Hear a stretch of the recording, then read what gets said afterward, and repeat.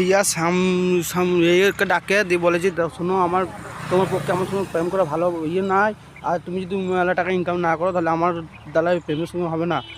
তাই বলে রিয়া যে মনটা খারাপ করলো, বলছে আমরা বাবা বিশাল বড় লোক, আমার দেখো তুমি অনেক গরিব, তুমি 4,000 টাকা ইনকাম করে আমার কিছুই হয় না। দেখো আমি তোমার খুব ভালোবাসে, সারা জীবন তোমার হাতটা ছিল না।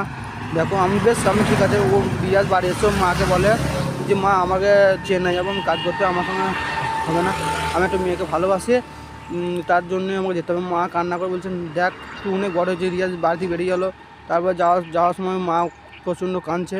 তারপরে সালমা লিগ বসে আছে, সালমা এলো, সালমার সঙ্গে দেখা করার লিগে বসে আছে। সালমার সঙ্গে কথা বলবো, সামনে আসলে সালমাকে ডাকলো যে কথা বলবো, এসো। এই কথা বললো দিয়ে বলছে আমি চেন্নাই চলেছি। সালমা খুব মন খারাপ, দিয়েও টুকটুকি ধরে চলে এলো, কাজ করতে লাগলো। দিয়ে কাজ থেকে বাড়ি এসে 2 মাস পরে রিয়াজ ফোন করছে তাকে, কেমন আছো? ভালো আছে। এই তো কাজ থেকে বাড়ি এলাম। রিয়া সালমা বলছে ভালো আছি। সালমা মা বললো যে কী করছিস রে? একটা আছে, ঠিক আছে তোর বিয়ে ঠিক হয়েছে? না আমি বিয়ে করবো না। ও রিয়াজের মা মারা গেছে শুনি রিয়াজ দৌড়ে ছুটে আসে। রিয়াজ মা ও মা তুমি এ করলে না, ওর মা মারা গেলো এ করার কথা। সালমা ওর মাকে অনেক এ করেছে, অপমান করে বাড়িতে দিয়েছে। সালমা বলছে যে আমি তোমার ছেলেকে দুদিনে ভালোবেসেছিলাম। সালমা লটারি টাকা পেয়েছে। সালমা